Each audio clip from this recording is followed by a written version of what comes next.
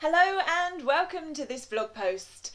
I am narrator and writer Rebecca McKernan, and well, today let me first of all apologise in advance because last night I decided to drink all of the Baileys followed by all of the wine because apparently I am a middle-aged housewife in the 80s. So apologies in advance for any mistakes in this vlog, of which I am certain there will be many. I also have a dog on my lap and I've forgotten to bring up water with me, so it's a good start, and obviously this is going to be the most professional vlog I've ever done. That said, today I would like to share with you the second of the fabulous Rosemary A. Johns Rebel Angels series. This is Vampire Princess. Rosemary's just fabulous. Her books are very to the point, imaginative, quite no nonsense, and really easy to listen to and read, but obviously you want to listen to them for the purpose of this exercise. I'm going to read the back to you. So this is book 2 in Rosemary's Rebel Angel series, Vampire Princess. Angel World is no heaven. Held prisoner, Violet never anticipated her long-lost mother would be the poisonous queen of Angel World, or that she'd be forced to rule as a corrupted princess or risk a perilous escape. When a harem boy angel draws Violet into the dark court's twisted sports, she's thrown into deadly trials that even her monstrous powers may not be able to overcome. If she refuses, both the snarky angel and geek vampire she loves will be enslaved to a powerful cult. No matter what she chooses, she'll be facing the dangers of Angel World on the eve of war. I just want to mention something about this series. I have had a bit of criticism from some listeners for the first book that I produced because of my accent in it. Violet is from East London, so she has an East London accent. So I'm just going to put that out there. You can decide as best as you will whether or not you like that or not, but that is the reason that the voice is narrated in the accent that it is. I'm going to read the first couple of pages of chapter 1 for you and see how we go. See if I can actually read today. I don't hold out much hope for myself. 1. Vampires. Angels. I hunt the bastards because they hunt me. But it turns out I'm their princess. So, who's the bastard now? Until I'd turned 21, only months and a candy-bloodied world away, I'd been a regular geek gamer, designing the supernatural because it stole me away from the truth of Hackney life, shanks, sex and pain. Until a rebel angel fell, my sister disappeared and I let out the monster. Dark. My eyes ached with the blackness as I stumbled, wrinkling my nose against the dank. I pushed my ash-blonde hair behind my ears before running my hand across the wall. I shuddered at the squelch as my fingers squashed something soft and wriggling. I staggered back, slipping on the cavern's floor and landing on my arse. A low laugh in the gloom. I growled. Princess! This bitch could get with that. Captive princess! No way in a kinky angel's dream. Hell, I'd known Angel World wouldn't be a land of unicorns when I'd been forced here by Commander Drake.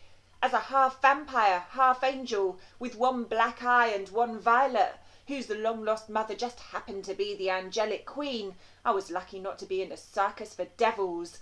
And when vampires were in fact fallen angels, who knew if that could be a thing?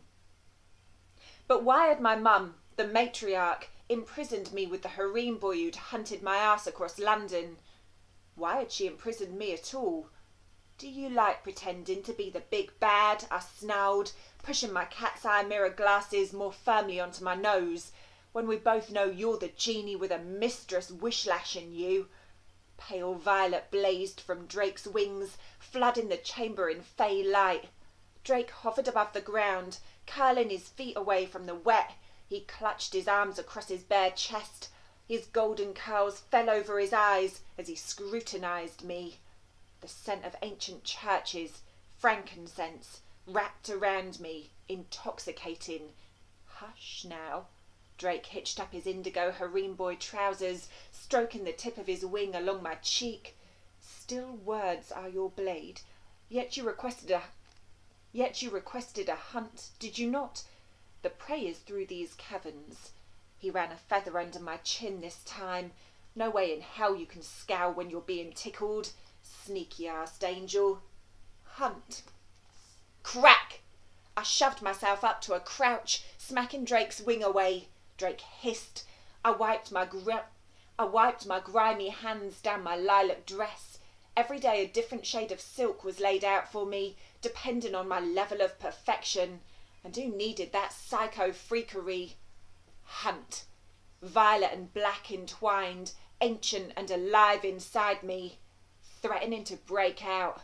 My hunt. I stalked towards the breakthrough into the next chamber, my knee-high leather boots clacking on the rock.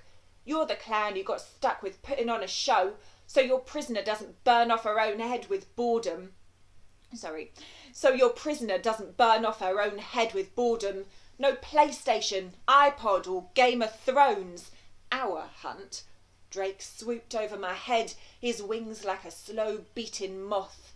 If I'm a clown, it's you have reduced me to one. I flushed. The bastard was right about that, at least. He flew past me into the cavern. I proposed stakes.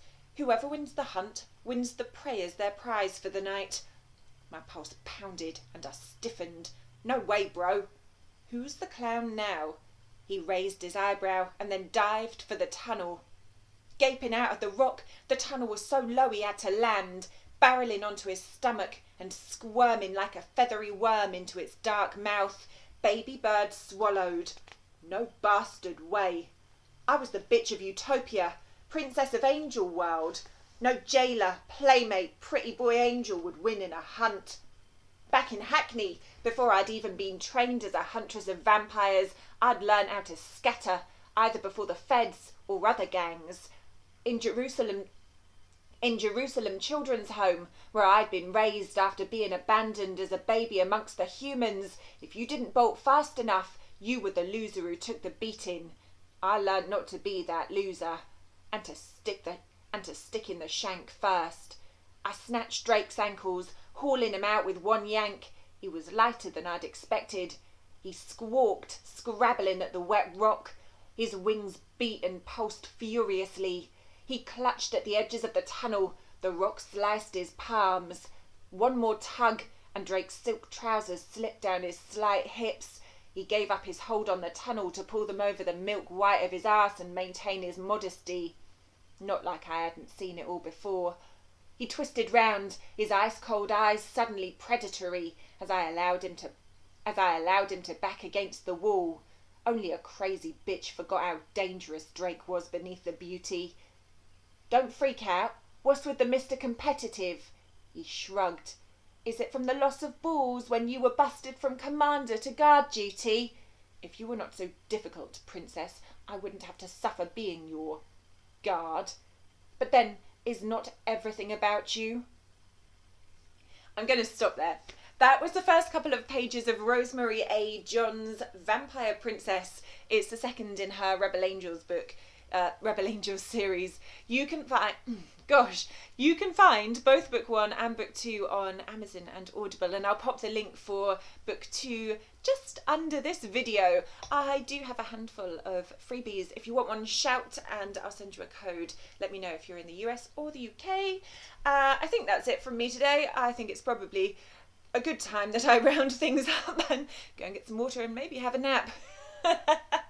Thank you for listening. I am narrator and writer Rebecca McKernan, and you are fabulous. Thank you for your time. See you soon. Mwah.